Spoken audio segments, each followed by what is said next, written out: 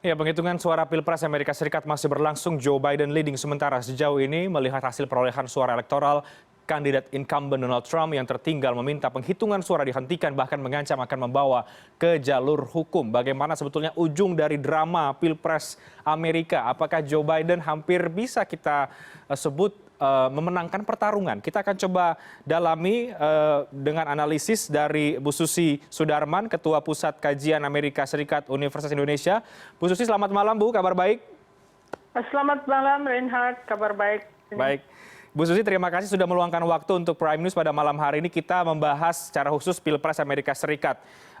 Dari yang Anda pantau, Anda ikuti terus, melihat ini beberapa media bahkan sudah berani memenangkan Trump, Joe Biden maksud kami, tapi masih di angka 260-an sekian, 264 bahkan. Kalau CNN masih 253 untuk electoral votes-nya. Tapi dari hasil sementara ini, apakah kira-kira Anda juga sudah bisa melihat bahwa tampaknya ini ya, Biden akan memenangkan pertarungan? Kalau misalnya yang dihitung terakhir sampai tanggal 10 adalah mail-in ballots dari tentara Amerika, saya yakin mereka akan memilih Joe Biden. Jadi pasti arahnya adalah vote untuk Joe Biden. Kalau Georgia kan masih dipertanyakan apakah ada recount apa tidak, karena bedanya tipis sekali. Jika kemudian Georgia recount, apakah itu bisa merubah konstelasi, Bu Susi? Kalau tadi jurnalis VOA mengatakan sebetulnya recount biasanya tidak akan terlalu banyak mengubah hasil suara. Benar itu, benar. Dan dengan Pennsylvania saja ditambah 253 tambah 20 dia sudah sampai ke arah kepresidenan. Artinya memang ini Biden sudah di depan mata dong, Bu Susi, kalau begitu. Ini kita terlalu dini tidak kalau kemudian sudah mulai agak-agak menyimpulkan bahwa Biden akan memenangkan pertarungan? Mungkin agak terlalu dini kalau mereka sendiri belum berani karena mereka takut ada litigasi ya.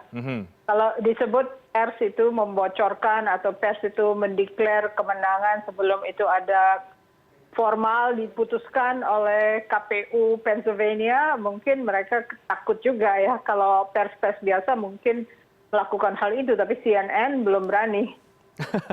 Ya, betul. Bu Susi, ini khusus coba kalau kita ke negara bagian Arizona dan juga Georgia. Ini kan yang kemudian menarik untuk dibahas lebih lanjut karena ini biasanya ada lumbung suaranya Republik. Meskipun belum selesai penghitungannya, tapi arahnya ini masih unggul sementara Joe Biden. Apa yang terjadi dari kacamata Anda? Pertama, John McCain terlalu sering dihina oleh Donald Trump. Itu mengenai Arizona. Iya. Jadi, dan itu berpengaruh ya, Bu ya? Penghinaan yang terus-menerus arahkan kepada John McCain karena John McCain tidak mau turut serta dalam mematikan Obamacare karena dia sendiri juga berpenyakit kanker. Tentunya diingat oleh negara bagian tersebut karena dia kan senator Arizona sudah begitu lama. Kalau Georgia itu akibat perpindahan penduduk dan banyaknya orang kulit hitam, Stacey Abrams yang dikalahkan waktu itu oleh orang Republikan, itu sebetulnya dia agak dendam juga karena akhirnya tidak memenangkan gubernur di Georgia. Jadi bantuan Stacey Abrams, terutama juga karena mantan pahlawan civil rights dari situ, tentunya ini kemenangan Biden ini berkat bantuan orang African American, basically mereka banyak sekali yang memilih. Cukup signifikan, Bu, untuk African American membantu kemenangan Joe Biden? Signifikan di sini menurut saya, tapi ada juga yang membuat statistik bahwa wilayah-wilayah yang memilih Joe Biden itu kebanyakan Native Americans.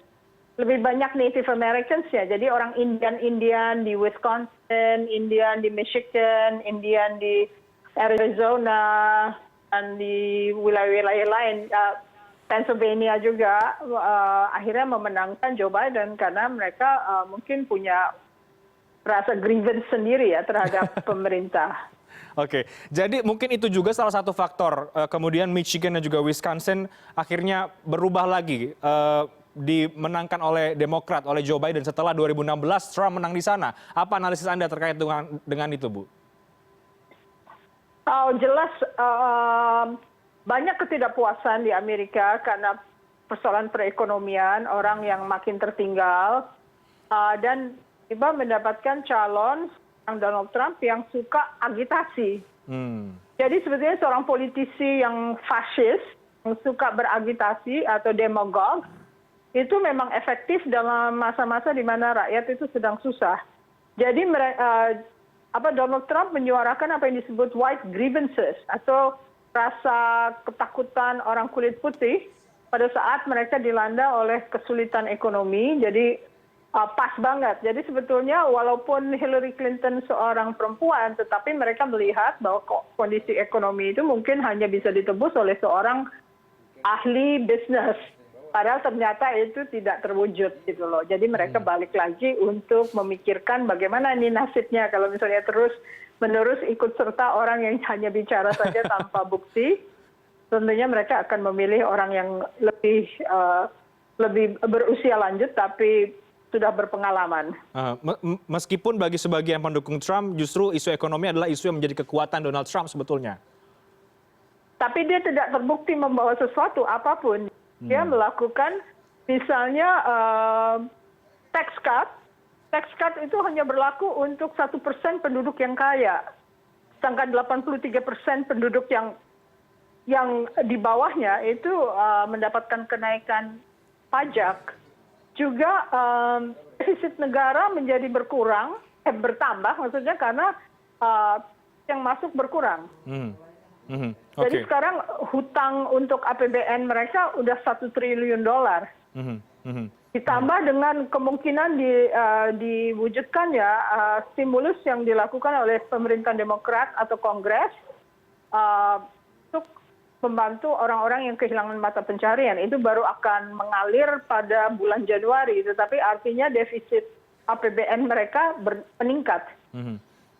Oke, menarik Bu Susi. Jadi dari pemaparan Anda ada banyak sekali hal-hal yang bisa kita dalami dari analis Anda terkait dengan kemenangan Biden di sejumlah wilayah yang juga lumbung suaranya Republik meskipun masih berlangsung penghitungannya sampai kemudian negara bagian akhirnya berbalik lagi ke Partai Demokrat setelah dimenangkan oleh Trump pada tahun 2016. Ya, Bu Susi, jelas sekali tadi Brad Raffensperger menyebut bahwa fokus kami adalah pejabat pemilu adalah memastikan semua surat suara yang sah dihitung dan dicatat dengan baik. Karena selisih suara yang tipis lagi-lagi akan ada penghitungan ulang di Georgia. Karena Georgia ini adalah negara bagian yang tadi juga sudah kita banyak bahas, cukup menarik konstelasi politiknya. Ketika kemudian Georgia memutuskan nanti untuk penghitungan suara ulang, apakah ini cukup tepat sebetulnya Bu Susi? Mungkin mereka memang rasis ya. Mereka rasis, mereka tahu persis bahwa pemilih utama Joe Biden datang dari orang kulit berwarna, mungkin mereka lebih berkiprah di situ ya. Lebih baik saya melakukan penghitungan ulang daripada saya harus mengalami lawsuit atau litigasi dari Donald Trump. Jadi mereka hanya ikut aja, tapi sebetulnya nggak terlalu banyak beda nantinya. Karena mail-in ballots itu lebih mudah dibandingkan kalau seorang itu memilih langsung dalam pemilihan umum karena ballots-nya banyak sekali. Kalau mail-in ballots kan semacam surat yang tinggal dilipat gitu. Kalau ballots yang sesungguhnya di tempat-tempat pemilu itu jauh lebih tebal dan susah nyarinya. Ya. Tokoh-tokohnya. Ya. Nah, sistem mail-in ballots ini kemudian juga melihat hasil suara sementara yang Trump masih kalah dari Joe Biden. Bu Susi, ini dianggap kemudian diklaim sebagai kecurangan lah dan juga meminta untuk menghentikan penghitungan suara. Sementara Joe Biden meskipun unggul, pidatonya semalam tidak menyebut bahwa atau bukan pidato kemenangan. Apa yang Anda lihat dari dua diferensiasi ini? Yang satu tetap meminta untuk tetap vote dilanjutkan, sementara Donald Trump meminta untuk dihentikan. Apakah ini artinya kedua kandidat juga sudah mulai emosional, sudah mulai juga tidak yakin akan siapa yang akan menang atau seperti apa Bu Susi? Tapi dijawabnya nanti, kita break terlebih dahulu. Kami akan segera kembali sesaat lagi.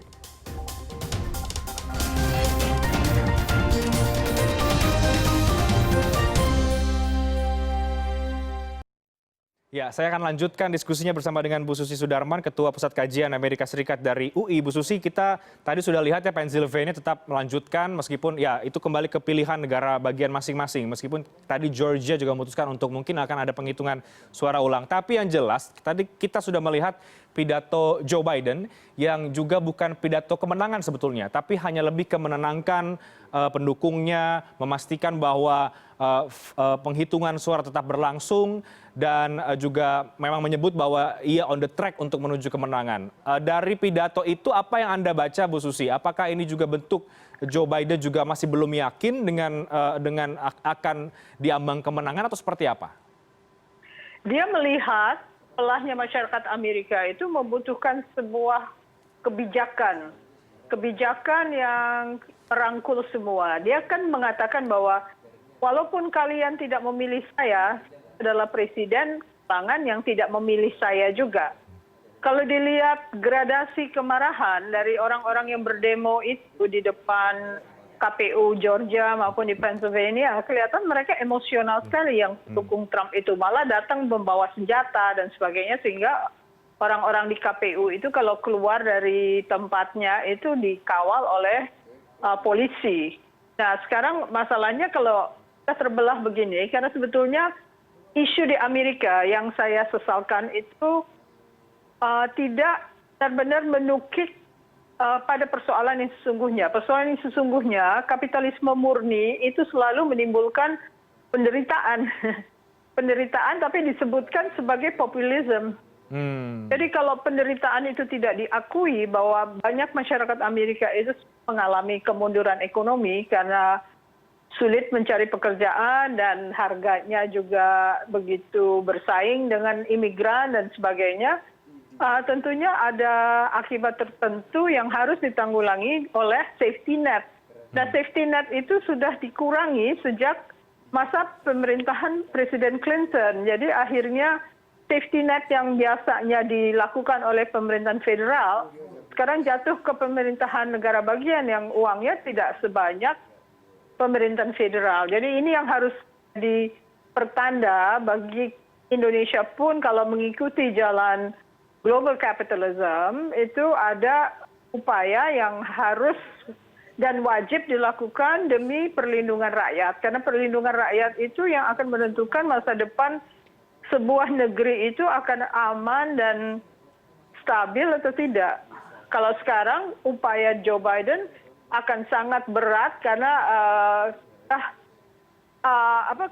pembesaran kapitalisme itu sudah sejak the roaring 80s kalau dibilang oleh Stiglitz ya. Stiglitz bilang ada roaring 80s yang dimana semua jor-joran menjadi neoliberal, menjadi orang yang monetaris, orientasinya bukan Keynesian, sehingga akhirnya rakyat sendiri menderita karena penderitaan itu benar-benar dirasakan pada saat pemerintah tidak peduli lagi dengan tenaga kerja dan perlindungan para tenaga kerja yang tersaingi oleh tenaga kerja di luar negeri yang jauh lebih murah dibandingkan tenaga kerja di Amerika Serikat.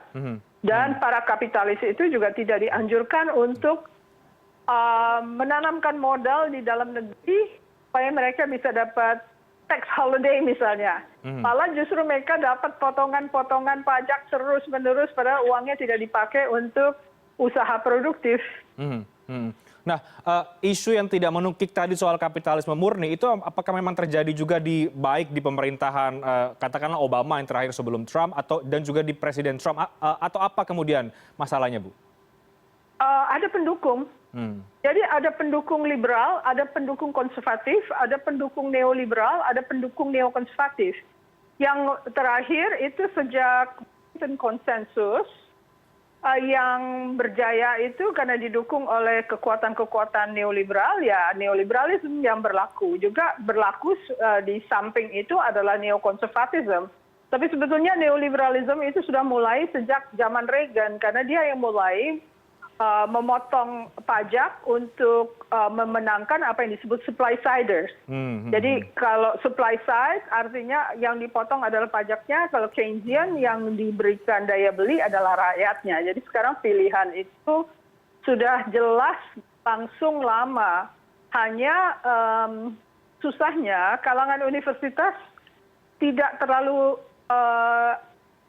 mau gitu ya menekankan akibat-akibat buruk dari kapitalisme sendiri, karena mereka kan hidupnya di dalam ruang global capitalism ini. Jadi akhirnya yang sebetulnya harus diuraikan itu tidak terurai secara nyata di dalam kejadian sehari-hari, sehingga makin lama rakyat Amerika makin kesusahan. Padahal sebetulnya negara itu cukup mampu untuk melakukan yang terbaik, hanya karena modis yang disebut monetaris itu kan sejak Reagan dan Thatcher, yaitu there's no alternative, TINA namanya. There's no alternative artinya semua berbalik dari Keynesian ke arah monetaris.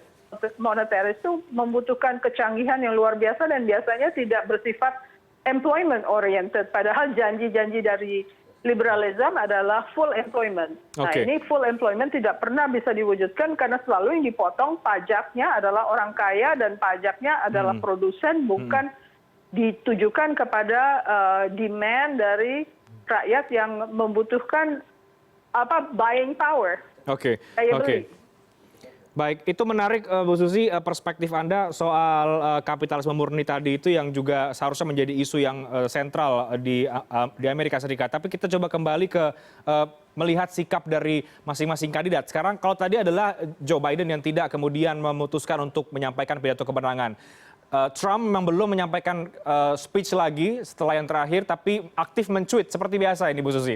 Tetap aktif mencuit ya. Kita lihat tweetnya yang kemudian cukup menarik adalah kita tampilkan Twitter dari Donald Trump yang menyebut kemudian Joe Biden should not wrongfully claim the office of the president. I could make them that claim also. Legal proceeding are just now beginning. Artinya sikap Trump ini sangat berbeda dengan Joe Biden yang meminta untuk menghentikan penghitungan suara, kemudian akan membawa ke jalur hukum dan lain sebagainya. Apa yang Anda lihat dari sikap Donald Trump ini, Bu Susi? Donald Trump adalah seorang pemimpin yang bully. Dia suka membuli, Jadi sikap-sikapnya selalu dalam perjalanan hidupnya adalah menggunakan litigasi, menggunakan kekuatan hukum untuk mensu siapapun juga yang dianggap merugikan dia. Seperti dia menghilangkan hutangnya dari Deutsche Bank dengan cara litigasi yang luar biasa, sehingga Deutsche Bank sendiri takut dan akhirnya menihilkan hutang Donald Trump yang berjuta-juta dolar itu. Lalu kita lihat memang sikapnya selalu begitu. Jadi tidak pernah dia mau tunduk kepada sesuatu hal karena dianggap selalu orang lain curang. Ya, ini sikap-sikap yang kurang empatetik ya. Kalau kita bilang kalau jadi kapitalis memang unsentimental, tetapi kalau ini kapitalis bukan kapitalis benar, tapi kapitalis racketeering, semacam mafia kalau saya bilang. Jadi kasihan rakyat Amerika yang sebutnya berkeluh kesah tentang kondisi ekonomi mereka yang susah pada saat Donald Trump naik dan mengharapkan seorang businessman bisa menembus kesusahan mereka, ternyata mereka mendapatkan alternatif pemimpin yang betul-betul tidak mendeliver. Tidak ada yang dikasih kepada, selalu janji ada asuransi perawatan kesehatan. Dia tidak pernah menyusun itu karena dia tidak suka melakukan kebijakan politik. Artinya kebijakan politik tidak pernah dilakukan secara baik. Dia hanya semacam selebriti yang melakukan spin mirror, yang pura-pura begini, pura-pura begitu. Tapi karena dia adalah pemimpin dunia, mau nggak mau kita menyaksikan dia dan harus tahu kira-kira dia maunya apa. Padahal kita tahu orang ini sama sekali tidak punya empati, tidak punya compassion, tidak punya keinginan untuk menyusun sebuah sistem ekonomi Amerika yang lebih efektif untuk menanggulangi kesulitan yang dihadapi oleh masyarakat Amerika di saat ini. Sampai kemudian mengancam akan membawa ke jalur hukum, apakah ini artinya Donald Trump juga sudah mulai mencium aroma kekalahan, Bu Susi? Pasti. Makanya dari tahun 2016 ada pidato dia kan, saya akan menerima hasil pemilu kalau saya menang. Itu 2016 itu. Jadi dia memang sikapnya selalu menyatakan saya akan menerima kalau saya menang, kalau saya kalah pasti itu curang gitu loh. Jadi itu it's an old play. Hanya masalahnya yang saya sedihkan adalah rakyat Amerika kok bisa tersulap gitu oleh seorang pemain sulap gitu loh. magic one-nya itu bekerja benar, sehingga akhirnya rakyat Amerika nggak tahu lagi apakah dia berpikir logis apa tidak gitu. Oke, oke. Sambil kita melihat, sambil kita menantikan bagaimana final penghitungan dari Pilpres Amerika Serikat, sambil kita juga masih membaca sebetulnya Bu Susi. Tadi kita sudah bahas soal konteks yang terjadi hari ini dan kemarin misalnya juga pidato Biden, sikap Trump dan juga peta politik di masing-masing daerah yang kemudian ini masih menjadi sorotan sampai dengan malam hari ini. Kalau kemudian Joe Biden yang akan memenangkan pertarungan, akan seperti apa Anda melihat politik luar negeri Amerika Serikat ke depan? Politik luar negeri tentunya diarahkan ke arah yang lama, yaitu international liberalism, hanya dengan kesadaran penuh bahwa yang saya sebut tadi, chain globalization atau globalisasi yang terantai itu bisa lebih difahami secara cermat. Karena sebetulnya Partai Demokrat itu jauh lebih baik dibandingkan Partai Republik untuk melakukan scientific analysis. Jadi saya masih mengharapkan bahwa ada ahli-ahli Amerika yang luar biasa banyaknya itu melakukan kejujuran dalam arti menganalisis yang secara menukik kepada persoalan-persoalan yang dihadapi bangsanya. Masalahnya selama ini kan waktu Obama memerintah itu dia harus menanggulangi akibat perang Irak. Lalu dia bereskan semua, akhirnya terbentuk ekonomi yang agak sehat, tentunya dirusak kembali selama 4 tahun oleh Donald Trump. Lalu sekarang Joe Biden harus meluruskan segala masalah-masalah. Selalu pemerintah Demokrat itu berhasil melakukan balance budget. Nah ini udah nggak bisa balance budgetnya karena hutangnya makin lama makin tinggi. Makin 1 triliun dan tambah lagi nanti Januari akan dikeluarkan stimulus untuk para anggur, yaitu sekitar 2 triliun. Ya, biasanya bukan dalam bentuk triliun mereka keluarkan, biasanya hanya 600 juta dolar, 800 juta dolar gitu. Tapi ini benar-benar triliun yang dikeluarkan karena memang Fed,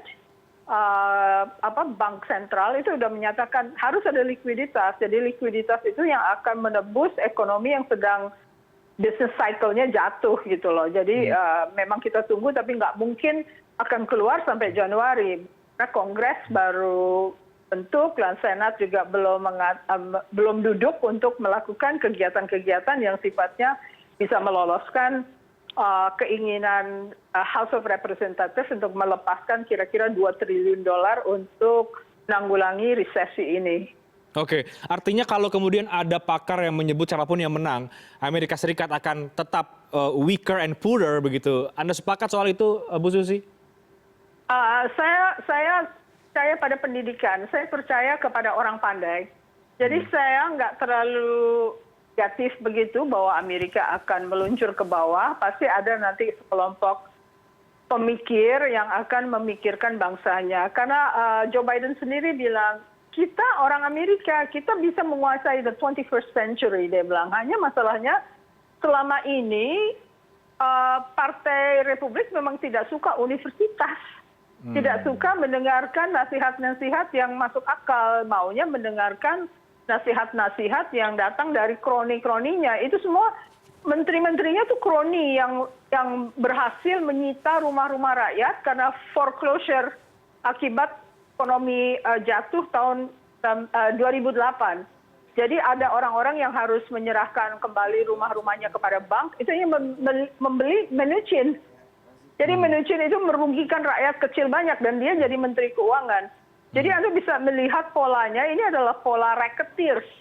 Orang yang mengeruk kekayaan pada saat orang sedang susah. Dan kalau dilihat dari tatanan kabinetnya dan bantuan dari medsos, ini salah satu kelemahan, medsos itu telah mengarahkan segala macam untuk kemenangan Donald Trump. Jadi akhirnya Donald Trump menang karena orang masih berharap, oh dia orang bisnis pasti bisa menembus. Nggak melihat bahwa sebetulnya orang bisnis sih orang bisnis. Kalau orang bisnis yang tidak baik kan juga akhirnya negaranya juga dikorbankan. Dan itu akan terjawab nanti apakah kemudian Trump betul-betul kalah atau justru masih ada potensi untuk ada perubahan. Tapi kalau kita bicara signifikansinya bagi Indonesia, Bu Susi, siapapun yang menang, katakanlah misalnya Joe Biden yang menang, karena memang sementara unggulnya ada di Joe Biden. Kita tahu beberapa waktu yang lalu Mike Pompeo sempat ke sini, sebagian kemudian pakar menganalisis ini untuk upaya penyeimbangan Amerika ke Indonesia karena Indonesia dianggap lebih dekat ke China, katakanlah begitu. Bagaimana pemerintah kita harus menangkap atau harus merespon situasi politik di Amerika Serikat, Bu Susi? Oke, jelas sekarang Partai Demokrat itu ada situasi baru, yaitu kelompok progresif.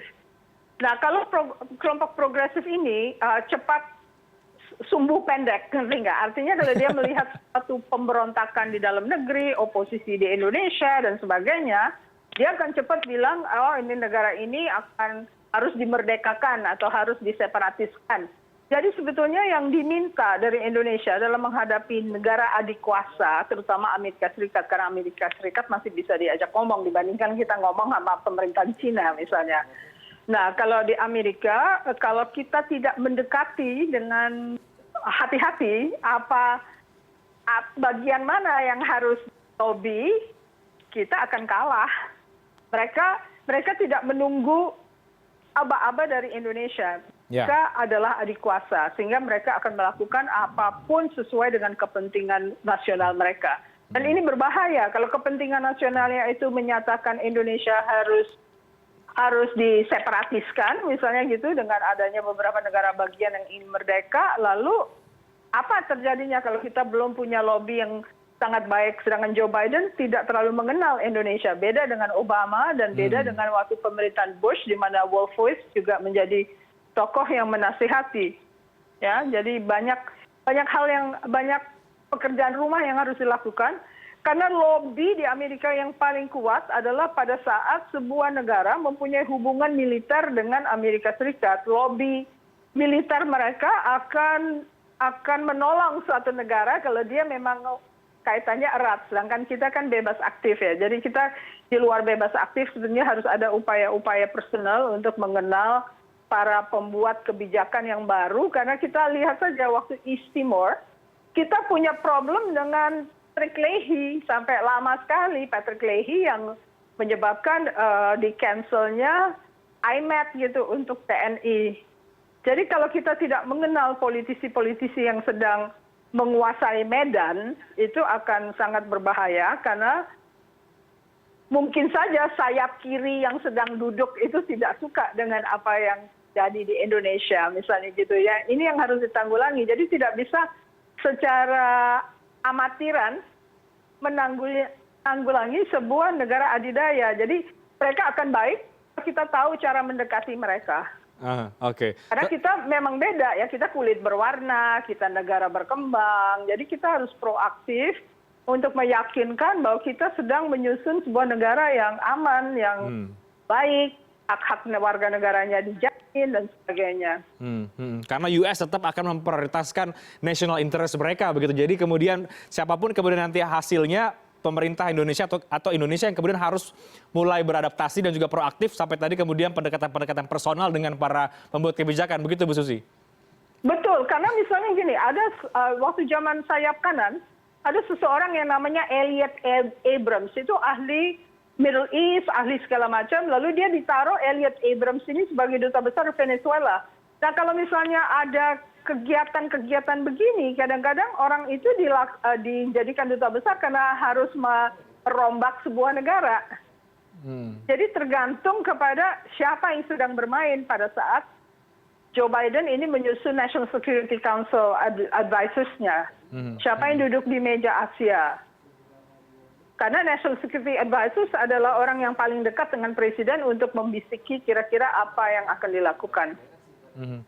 Oke, menarik sekali Bu Susi analisis dan juga perspektif Anda. Jadi terakhir kemudian kembali ke pertarungan di Amerika Serikat, menegaskan lagi Bu Susi, dari pandangan Anda apakah dari penghitungan hari ini fakta-fakta politik yang ada memang ini arahnya adalah kemenangan bagi Joe Biden?